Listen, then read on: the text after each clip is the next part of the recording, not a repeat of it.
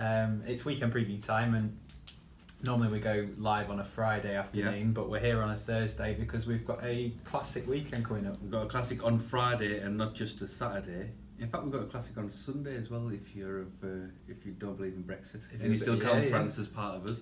So what a huge weekend! Obviously, the Derby is a centrepiece of probably the whole season. And we've got a spectacular derby here because of all the threads, all the plot lines and all the subplots involved. So we'll discuss that in more detail. But let's have a gallop through Friday first and then we'll get to the derby later on. Yes, so Friday, the first race we're going to look at is the Coronation Cup. Yes. A race which I don't think is harsh to say is sometimes seen as a bit of a weak Group 1. One that sort of gets you on the track, a bit like the Tattersall's Gold Cup. Yeah. But this time around, we've got a superstar in Cracksman. Yeah, so I think you're right to say that more often than not, the Coronation Cup is reduced to a bit of a stepping stone or a sideshow ahead of Royal Ascot and a maintenance race for a big gun to sort of flex their muscles, and that's exactly what Cracksman is. I'm really looking forward to seeing Cracksman though because he's a superstar right now. And that compare and contrast from him in the Derby last year will be the really interesting part because I can't remember too many horses who month by month in his 3-year-old season you could visually see improve and get better and learn and put that into practice. So he was a joint highest rated horse in the world with us by the end of last year. With Batash. Yeah. Silky smooth reappearance in France. This is just the latest in the checkpoint of the career, the upwardly mobile career of Cracksman. I think he's an absolute superstar. I think he will be a superstar for the rest of the season, and this for him, I think it performs two functions. Number one is that it sets him up perfectly for Royal Ascot, King George's and the arc beyond that, and number two is that it just exercises the demons a little bit from last year when you can remember he finished close up but no cigar at Epsom when his babyish demeanour and the fact that he didn't know about racing then really counted against him. But I'm hoping and thinking that he might really turn it on tomorrow. We might see a 5 or 6 length winner.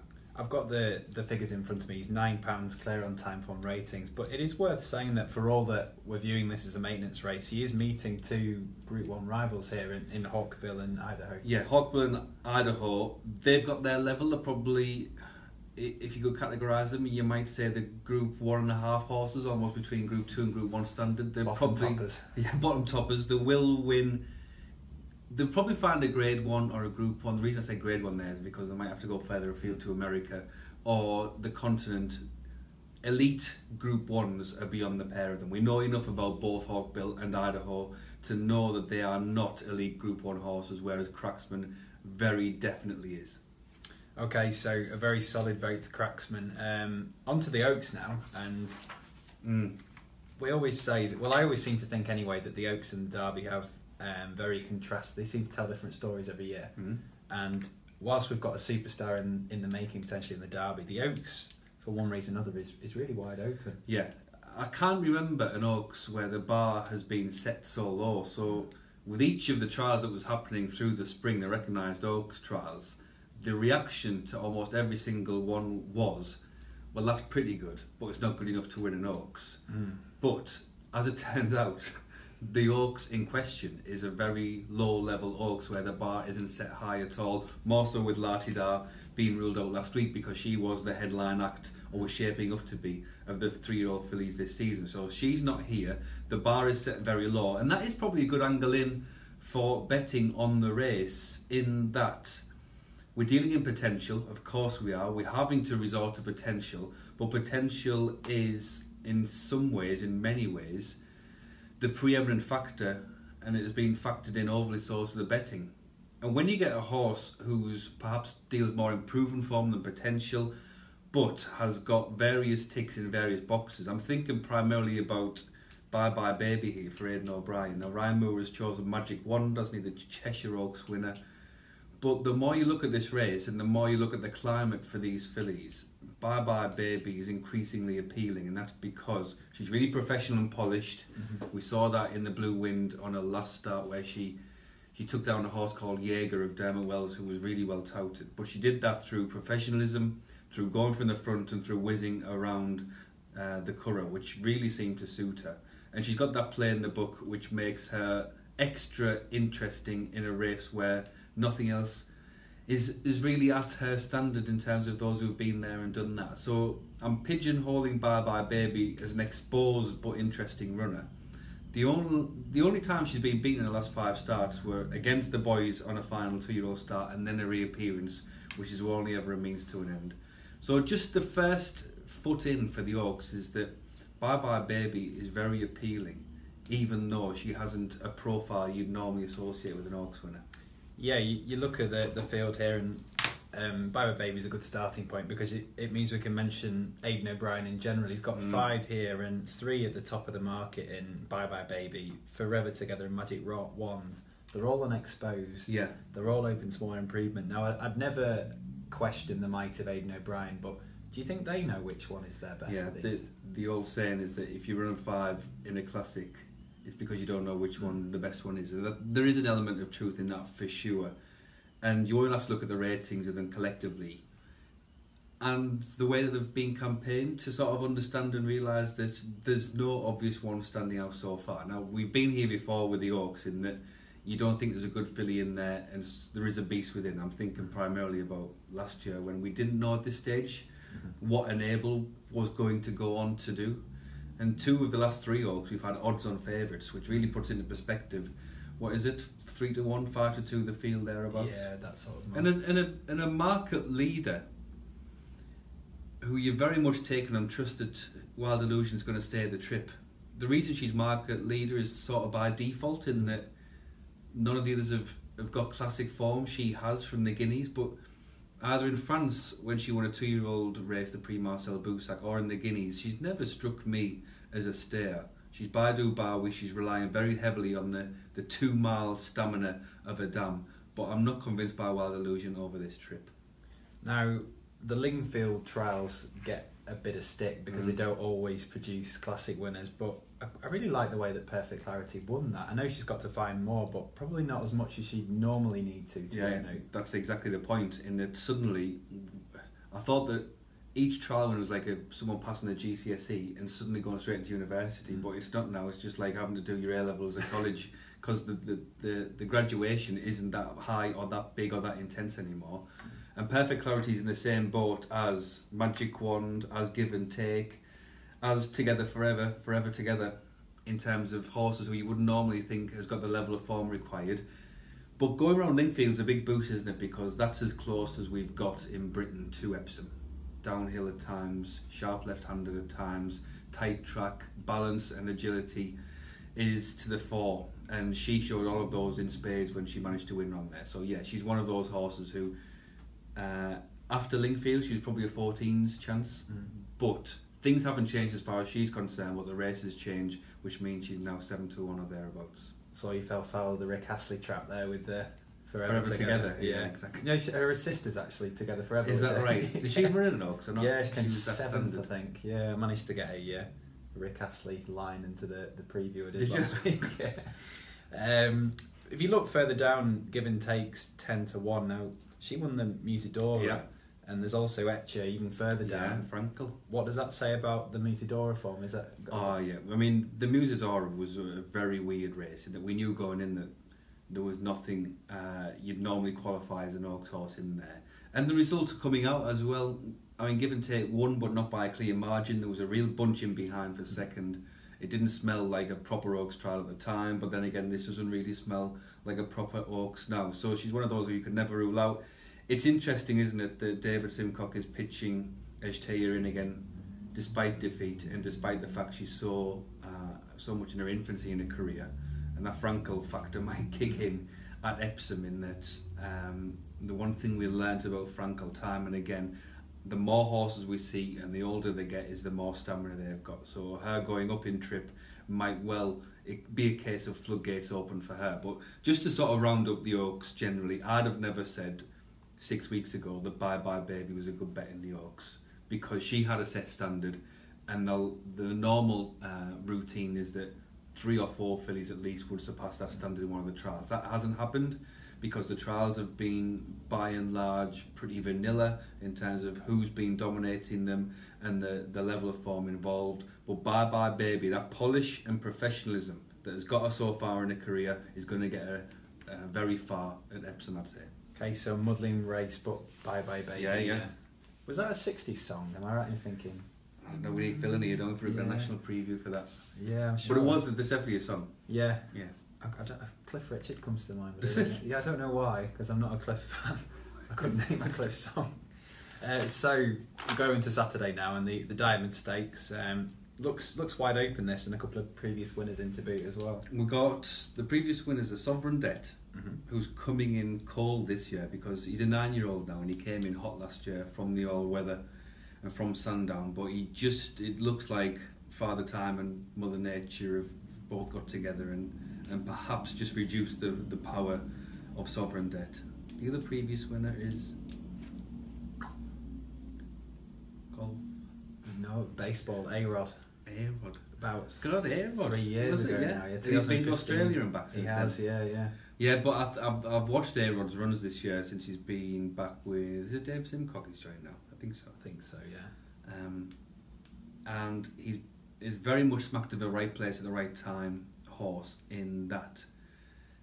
Especially last time, he was perfectly ridden at Windsor, front runner's track, sort of snuck away from that race, and it wasn't the strongest field. So it counts as something, obviously, naturally, that you've been to Epsom and done that.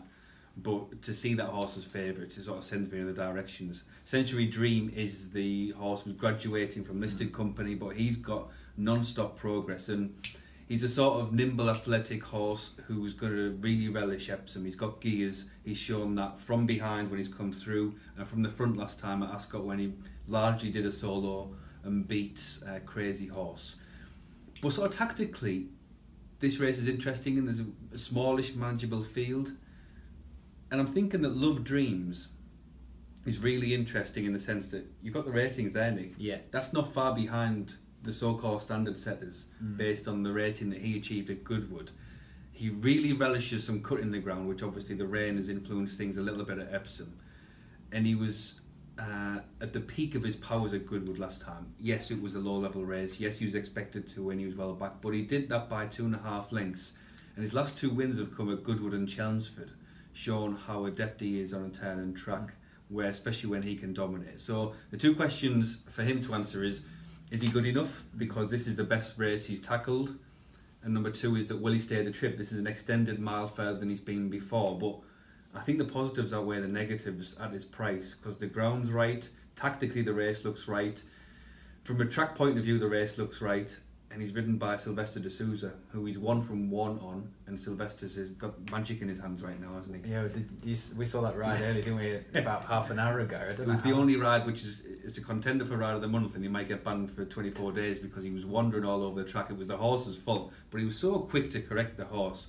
But he's so much in the zone right now, Sylvester, and I'm so pleased that he's got big rides in the Diomed, big ride in the Derby as well, because there was a time, and there still is a time, where he is often found as second and even third meetings on big days, partly because he's chasing the winners, and partly because he's still being a little bit out of fashion when there's no finer jockey around, certainly right now. So, Love Dreams, I can see him, Sylvester, making his way to the front early, and then if you're a follower of in run and punting, it's going to halve in price because he's going to be in that pole position.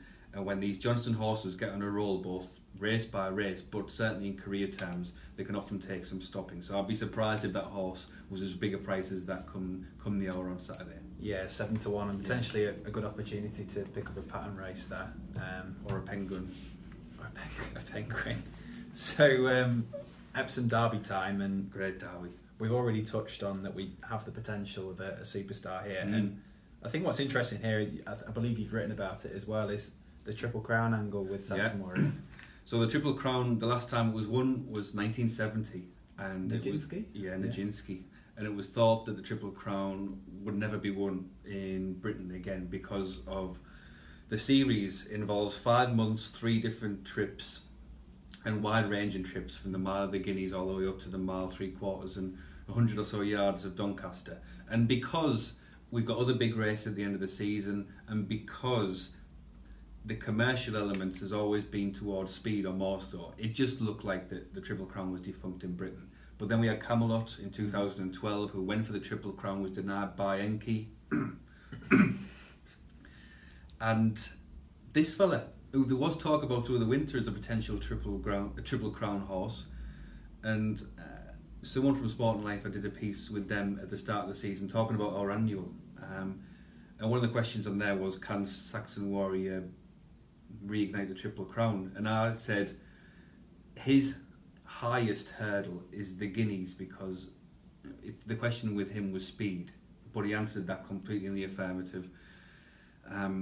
At Newmarket in the 2000 Guineas, a brilliant surge of speed that took him from midfield to the front in very little time, in probably the strongest run part of the race. So impressive, the speed he showed. So now he's got to show his stamina. But he did show at least part of that stamina in the Racing Post Trophy last year when he rallied past Roaring Lion at the end of that hard, strongly run, wind-affected Racing Post Trophy. Real steel within him and real stamina to get that job done. So, yeah, we've talking about a potential superstar, like you said. We've been talking about potential Triple Crown winner. He's ahead of the pack, as you'd expect, on form for a Guineas winner coming here. It's a big question mark with him, his stamina, isn't it? Can he stay the trip? But there's various elements in terms of what he's shown on the track, and more so how he's bred. His sire is Deep Impact, who won the Triple Crown in Japan, who really relished a mile and a half when he got that chance, and was able to deploy that big turn of foot at the end of middle distance races. And if Saxon Warrior can follow his old man's lead, then he is going to be very hard to beat. Yeah, it's a really interesting set of opposition though, and I was just looking then to see which of the trial winners were the most impressive, and at first glance I thought Young Rascal, but Roaring Lion, for all that he's 0-2 against Saxon Warrior, was really impressive in the Dante. And Roaring Lion in some way is the prototype for what Saxon Warrior's got to do, because Roaring Lion is a fast horse who was able to deploy that speed at the right time at York, and in a steadily run race he just outclassed them. Class is speed and speed is class, and he was just faster than all the rest at York, and that is almost the paradigm for Saxon Warrior, to see how to deploy and use that speed in a middle distance race. And obviously this is the third chapter, isn't it, between Saxon Warrior and Roaring Lion. Very much a knockout blow in the Guineas, but it was a points decision, wasn't it, in the Racing Post Trophy, because Roaring Lion surged past Saxon Warrior at one stage before Raimu galvanised Saxon Warrior to a narrow winning margin. But we know from history that there's not much between these two. It's just to what extent the trip generates more improvement from Saxon Warrior, and I think there's probably a lot. But the reason why this is such a compelling derby is that I think after the Guineas, Nick, everyone was ready, willing and able to just give Saxon Warrior the derby and say, right, you're the best horse, you're bred to be a mile and a half horse, away you go. But since then, we've had some good trial winners, we've had some really good trial winners, like Roaring Lion, and all of the 5 recognised trials in Britain and Ireland, they're all coming here. So it just creates different dimensions and asks different questions and puts different pressures on Saxon Warrior, which is the reason why now he's odds against, isn't he, with some firms, partly because Aidan O'Brien's bulletin about the rain, that he was slightly worried. I mean, the horse has got really, he's only raced on good or softer ground so far, but I think it's a combination of the stamina sapping ground and the first go to mile and a half, which is probably unnerving connections ever so slightly. But it's a brilliant race because we've got this potential headline act in Saxon Warrior, but because he is going to go through the mill to beat not 1, not 2, not 3, not 4, but 5 proper trial winners. Yeah, if you were Aidan O'Brien, who would you be most nervous about? Is it Roaring Lion or Young Rascal potentially? Listen, you wouldn't be nervous. No, I think Young Rascal's the one that would be given Aidan and Saxon Warrior sleepless nights, because he's had 3 races so far, Young Rascal, improved £20 1-2, improved £15 2-3, proven stamina, because the Chester Vase or the D Stakes? Chester Vase is over virtually a mile and a half. Really tight, sharp track, which he just about handled, but I certainly got away with through Guineas. So he has ticked the most boxes in terms of exactly what you want from a trial winner, and he's going to be a big threat to Saxon Warrior. So Saxon Warrior is going to be looking at the stamina of Young Rascal. He's going to be looking at the speed and when Roaring Lion's going to surge at him, because he's got that within him. Hazapoo is a really interesting one in the sense that the horse who was behind in the Derrenstown, 4th horse, won a Group 3 the weekend, a timely boost for his form. He's got Dottori on side, he's got that pedigree at the Aga Khan, and he's got Dermot Weld, who masterminded Harzand. I think closely Harzand's related to his uncle, isn't it? Yeah, the dam's out of a half sister. Yeah, we got there eventually, didn't we? And he's probably got Knight to Behold, the Lingfield Derby trial winner, ahead of him. And then he's got Massar, who none of us know what's going to happen with Massar at the trip, but he wasn't that far behind him in the Guineas, and obviously he was sensational. I was going to ask you about that, because in form terms, Massar's right up there, isn't he? He's the one who, if you just did it purely on ratings against the market in terms of order, that one would stand out like the proverbial ST, the sore thumb, because of the figures that he's clocked, certainly in that Craven Stakes, but it was just that he won the Craven and he generated those big figures through speed. And it's a big ask for him in particular to go all the way up to 1.5 miles and expect him to be the same force. So it's a really exciting derby. I'm still hopeful that the Pentagon might have something to say, because he's 20-1 plus. Yeah, and an eye catcher on the right. I mean, he caught my eye on the ratings as well. Yeah. He's not got that much to find with some of the more prominent ones. So the story with the Pentagon began last summer, but it was taken to the next level in the Racing Post Trophy, when obviously all eyes, all focus was on Roaring Lion and Saxon Warrior. But this fella did some good late running into third that day, and he looked like a horse who was going to really zoom along the Derby path. Now, he stutters in 2 runs this year, not bad, but not good either, not what we're expecting. But the two things with him are price and pedigree. The pedigree screams 1.5 mile horse, that he's going to really raise his game for this trip. And the price thing means his price today, but also his price last time in the Devonstown, when he was 6-5 favourite for Aidan O'Brien. Obviously, it's so plugged in, so sensitive, the market, to Aidan O'Brien's pecking order, that it seemed like this was considered to be not just a support team member for Saxon Warrior, but a potential danger. And I still have a lot of faith, a lot of hope in the Pentagon proving a different proposition for this test, which is exactly what he's bred for. And yeah, I backed him anti-post about 14-1 for the Derby. What price is he now? 28 you can get, actually. So you can get double the price now. And he was one of my tips in the anti-post section of the horses to follow book as well. But he's one of those where, even though he doubled in price and hasn't won this season, I haven't torn up that. You don't tear up tickets now, do you? No. You just go on the interweb and see what bets you've struck. Play your cash. Yeah, but he's a really interesting horse, and obviously we see time and again the Aidan O'Brien second, third, even fourth strings suddenly raising their game massively, just because it's like he's got this big classroom of really privileged students, and naturally some are more precocious and develop faster than others, but there are usually a time when the genes come to fruition, they manifest themselves. And the Pentagon, he's one of those horses who could easily be a much shorter price. What time's the race off? 4 something on Saturday. So what you're saying is you think the Pentagon will Donald Trump them? Yo, I like it. I really no. My hope for this race is Saxon Warrior wins, because I want a Triple Crown winner and I want a superstar 3-year-old. And he brings so much to the table as a Guineas winner. That pedigree by Deep Impact, the Japanese sire. The fact that the Coolmore partners now seem so intent on winning the Triple Crown. I really hope that Saxon Warrior wins the Derby en route to Doncaster. But from a betting point of view, I think that the Pentagon's a huge price. Easy to forget that the Guineas can be the best trial for the Derby as well. Yeah, because they normally go for the St James Palace, really. But yeah. That's one final point to make about Saxon Warrior and Aidan O'Brien, is that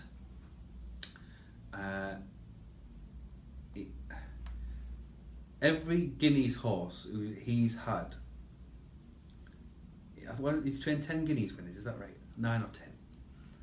But since the first one, King of Kings, this is only the 3rd Guineas horse who he's run in the Derby, because he knows what I'm saying is that this is a Derby horse who was good enough to win the Guineas, rather than a Guineas horse who an afterthought, let's go for the Derby. The previous 2 that he's brought from the Guineas to Epsom were Australia, who won, and Camelot, who won. So he's got a really good eye for... Aidan O'Brien's got a good eye for horses, that's what I'm saying. Groundbreaking. So we'll go from Epsom to Chantilly, is it? Chantilly, is it? Yeah, Chantilly. Now, am I right in thinking that this is it always? It's not always the same weekend as the Epsom Derby. No, it's not. Club? I don't think so. Is that something to do with Easter or the way our season? I don't know. You know, it being quite late that it's pushed everything back. Maybe. I don't know. Yeah, I don't know for sure. But one thing I do know is that the French Derby is only a mile and a quarter. They reduced it from a mile and a half, and obviously even more so the Guineas form, the French Guineas form, tends to bear out when it comes to the French Derby. We had Bramato did the double last year, and we've got Olmedo, haven't we? Yeah. Who won the French Guineas, who has always had this air of brilliance about him. Certainly from the way that Jean-Claude Rouget has talked about him in that mould of Almanzor, who obviously was the last great French middle distance horse we saw, and this fella could be in that category. Yeah, there are a few British raiders to note, I suppose. Charlie Appleby could send two in Key Victory in Gaiath. Yeah. Gaiath. Let's concentrate on Key Victory because that's more interesting and you can't pronounce the other one. He supplemented Key Victory. He's another good orphan. They don't have to feel too far down the back of the sofa to cough up the 20 grand or whatever it cost to supplement them. But his form is exceptionally strong. And he's clearly ahead of schedule for them to pitch him to this Group 1 so soon. So he is a key player, Key Victory for sure.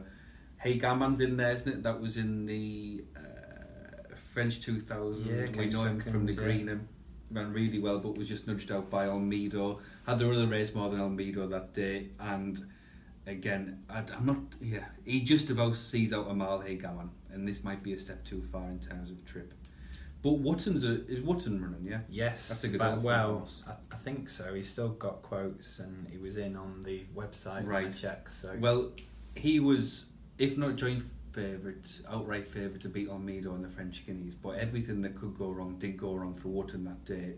He was a bit slowly away, he was caught wide, he was lit up, and he did all his running in exactly the wrong part of the race. So the need to sort of settle him down, but he is a horse who, he beat Olmedo on their reappearance in the trial for the Guineas, but came unstuck post that. But yeah, this ongoing clash between Olmedo and Wotton is a bit like Roaring Lion and Saxon Warrior that we've got over here. It wouldn't be a classic party without Aidan O'Brien either. Yeah. Got the D Stakes winner Rostropovich. Rostropovich. Embarrassing from me. It's interesting that he doesn't go to the Derby. Yeah. They nailed the colours to the mast with this fella pretty quick, didn't they? In that when he won the mile and a quarter, D. Yeah, D. They said that he's more a French Derby horse than an Epsom Derby horse. He's a Frankel again, isn't he? Things have really clicked with him. I think the thinking is that he's more speed and stamina, hence 10 furlongs will suit him better than 12 furlongs. But is he the only O'Brien runner out there? They might have a few of the prominent ones, yeah. Kenya's in there, isn't it? I think. Yeah, but Kenya's just an outsider. But yeah, this is the main line. French Derby. It's Hunting Horn there. Hunting Horn is.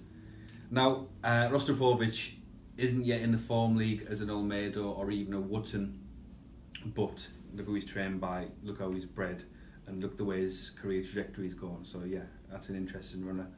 But how good we've got that French Derby to follow up the feast on Saturday. In terms of a bet, I'd go for Wotton, I think, just in the sense that forgive that run, concentrate on what went on before, in that he beat Olmedo. He looked every bit as good as Olmedo for most of the time, and things went terribly wrong for him in the French Guineas. Let's hope he's not a hound. Wotton hound. Wotton Bassett hound. Bassett, yeah. Yeah, we like that. He's by Wotton Bassett, isn't he? Yeah, he's by Wotton Bassett. I don't know, is Wotton a place? Or? I don't know, actually. We'll leave it at that. We'll leave it groundbreaking. So we've ended this with me saying that Aidan O'Brien's a good judge of horseflesh, and you doing yet another terrible pun on Wotton. Yeah, pretty much. Thanks, everyone.